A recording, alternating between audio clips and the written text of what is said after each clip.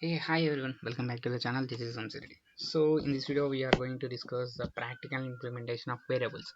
Previous video I already explained the theoretical things of variables, right? How to create a variables, how to assign the variables, and some of the agenda topics also I have mentioned, how to create a variables, delete the variables, and assign the value to the variables. These are the things we have done in that previous video, and I also explained the single variable, multiple variables also.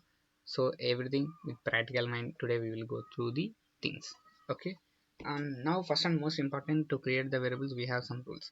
The variable name starts with either alphanumeric character, digits, and underscore, and the variable can't be start as, let me tell, mention the comment what are the things, rules of variables. Okay, the variables can't start with keywords, numbers, special character. These are the things not can't be a variable. Like a is equals, like I'm mentioning, it is a variable. Okay, like a equals to 34. So I mentioned that a equals to 34, where a equals to 34 means 34 is storing in a. And let me type y equals to, I'm passing the string subscribe to eternal tech. Okay, this is a y equals to b. So different type of different type of data sets can be stored into multiple values is known as a variables. Like I already told that to store the any type of data type values into a particular value is known as variables. So we know that some of the rules and regulations. So let me go for the against of rules.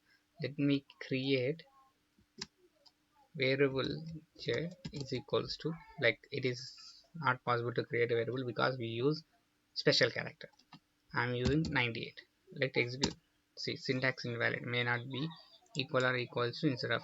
So syntax invalidation. So validation syntax, invalid syntax we have here because we use a special character. So we can't use a special character in variables. Let's start with number, and I'm storing the things with here also. I got invalid decimal interval because you can't start with 7. Let's execute with the different var equals to 700. Yeah, now we didn't get any error. Then next print var. See, because it is a rules in variable. We alphanumeric character only. Let's create some alphanumeric underscore alphanumeric. What will get if you get an error or not?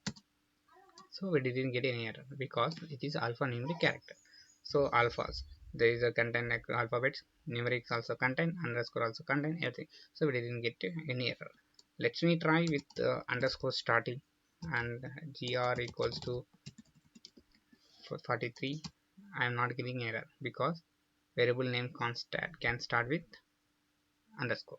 So these are the rules I have explained with you. These are the rules how to create a variable. Like now how to change the variable. Like I initialize a equals to 7. Okay, print, I am printing a, we get a. Now I'm deleting, I need to replace the value a in a equals to 8. Now I am going to print a. What will I get? Please make a comment. What will you get based on your idea? I will give 5 seconds. Right, we get 8 because this is a assigning values. We already discussed that variables is a case sensitive, right? Once we have initially we stored a equals to 7. At the time of store, a is 7. Again we initialize that a equals to 8. That means 7 is replaced with 8. We get an 8. So this is a thing how the variables are work. So this is a single line variable, and let's we discuss about multi variables. Like a equals to b equals to c equals to 778. Okay, I'm going to print a. I'm printing a, it's fine. Print b, sorry, print, something has spelled. Okay, print b, again print c, c. What we get, for a b c equals to 789. So for a it stored 789, b is equals to 789, c equals to 79. These are the multi lines. So how it's work, I hope you are all understand. If you like this video, please like, share and subscribe for more updates. Bye bye.